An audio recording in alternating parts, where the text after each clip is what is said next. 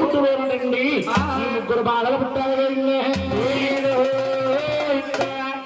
గురుగారు యా బాబు అదొక సందేశం అంటే వచ్చిన సందేశం ఏమంటే ఒక్క గుడ్లోని ముగ్గురు అబ్బాయిలు ఒకసారి పుట్టారండి అమ్మాయి కూడా గుడ్డు ఒకసారి ఇచ్చింటుంది అవునండి 3 సార్లు ఇచ్చింది కదా కదండి అక్కమని కొడితే ముగ్గురు కూడా ఒకే గుడ్డు ఒకేసారి పుట్టారు బాబు నన్ను మించిపోనరు ముగ్గురు నీ మహాదలు ఏం చేస్తున్నాయా చేస్తుందండి ఆమె అమ్మ చెడ్డలు